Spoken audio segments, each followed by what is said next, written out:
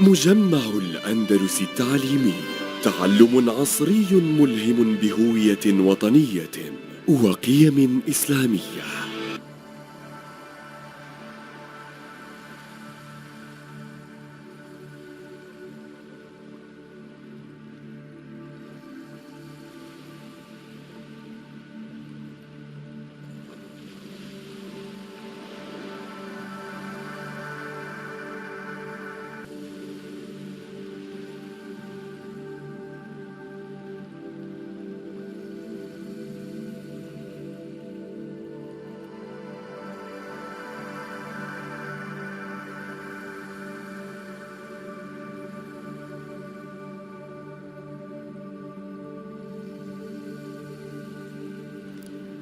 Module 3. Experience the world. Vocabulary. Activity A. Read the following extract from the Grand Tour. What do you think the prepositional phrase in bold means?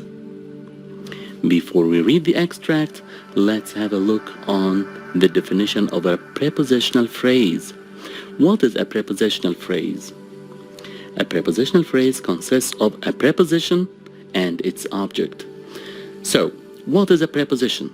A preposition is a word or group of words, such as in, on, of, at, for, out of, on behalf of, and so on. These words are used before a noun or a pronoun to show place, position, time, or method. So, in, on, at, for, out of, and all other prepositions are followed by usually a noun or a pronoun. The preposition together with the noun or pronoun following it are called a prepositional phrase. Let's read the extract. In other words, it was an experience that educated travelers on many levels. What does in other words mean? Does it mean that is to say, or to use somebody else's words? In other words mean that is to say.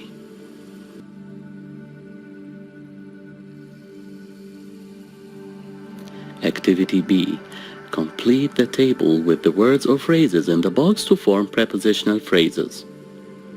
Here we have two prepositions, in and on. In and on. And you should decide which words or phrases collocate with in and which words or phrases collocate with on. For example, we have the word holiday. Is it correct to say in holiday or on holiday? What do you think? In holiday or on holiday? Of course, it's on holiday. Tour. What do you think? Should we say he's in tour or he's on tour? Of course, on tour. Trouble. Is it familiar to you to say in trouble or on trouble? Of course, it's in trouble. You should now categorize the words or phrases according to the preposition. Go ahead.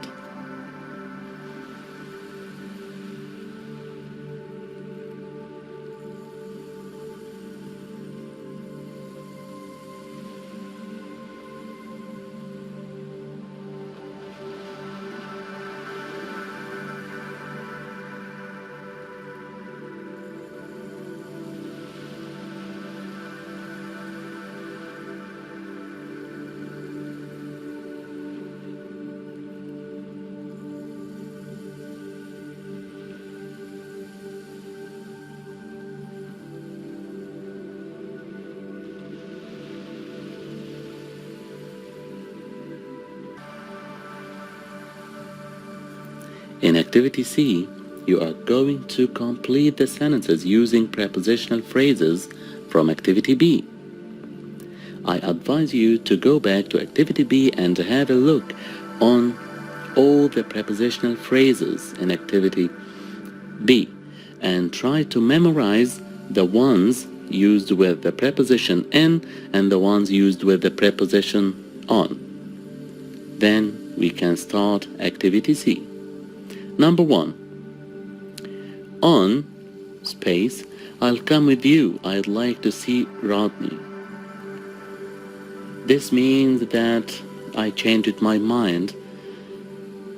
Actually, I didn't like to come with you, but on second thoughts, I'll come with you.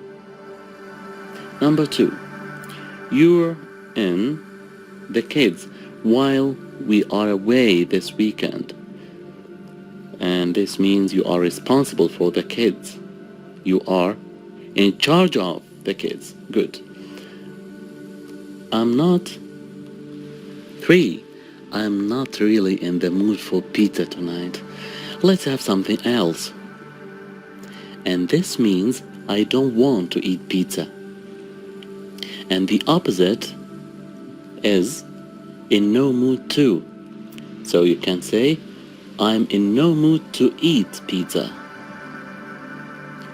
Number 4. What did you say to her? She was on space crying. She was about to cry. What did you say to her? She was on the verge of crying. She was about to cry. 5. I'm sorry, I didn't do it on space. It was an accident. So what does accident mean? It is a very important clue. Accident means something that happens unexpectedly. It was not planned in advance. I'm sorry, I didn't do it on purpose. It wasn't planned. It happened unexpectedly. Number 6. If we do it this way, I think it'll be better in what? In the long run. على المدى البعيد. Number 7. Call 999. The house is on fire, of course. Number 8. I'd love to stay and chat, but I don't have time. I'm in a hurry. I have a train to catch. Of course you can say in a hurry or in a hurry. Both are correct.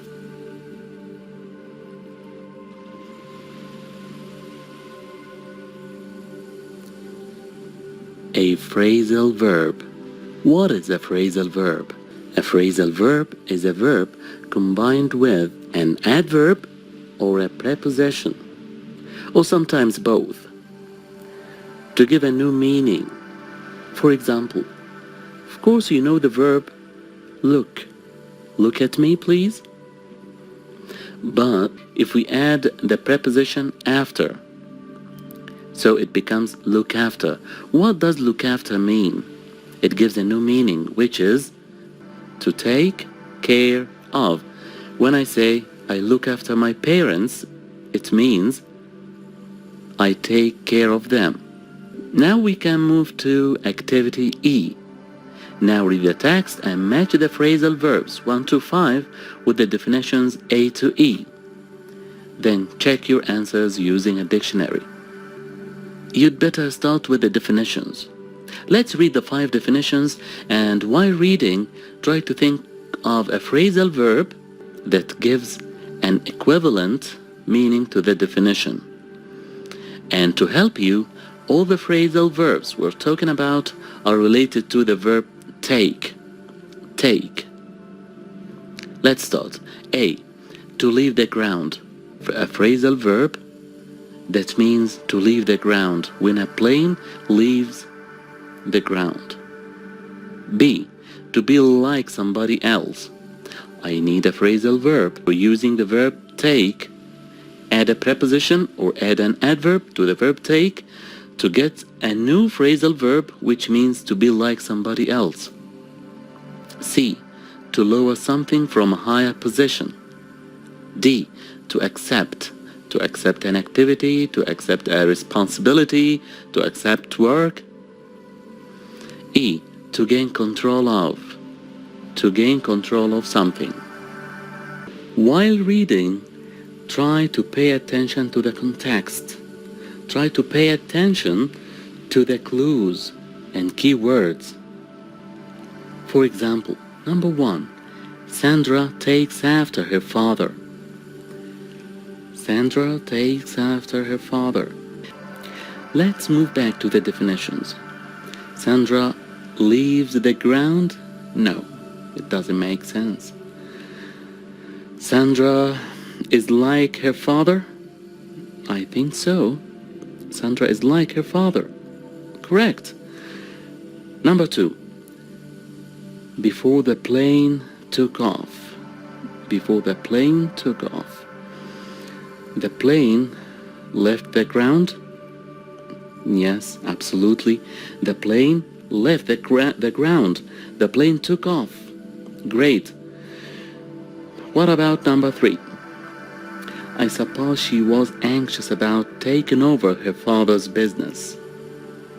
To take over someone's business. What does this mean? Do you think take over someone's business means to gain control of? Yes, absolutely correct. Number 4. I've decided to start playing the violin again, she said. Aren't you taking on too much? To take on too much, we have C and D. C, to lower something from a higher position? No, this is not appropriate or doesn't make sense with the previous sentence.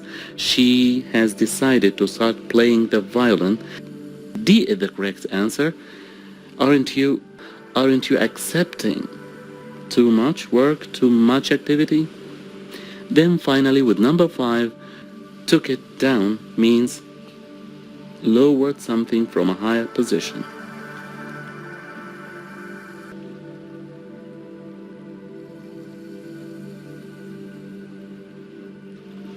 In activity F, we change the verb. Here we'll focus on the verb get.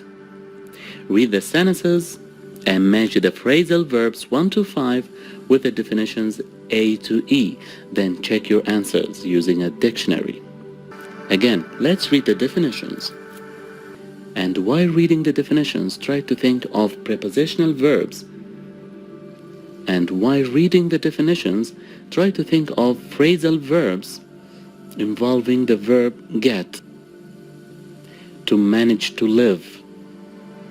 To manage to leave a place. To have a good relationship. To find time to do. To contact somebody by phone. Read the sentences on your own and then match the phrasal verbs to their definitions.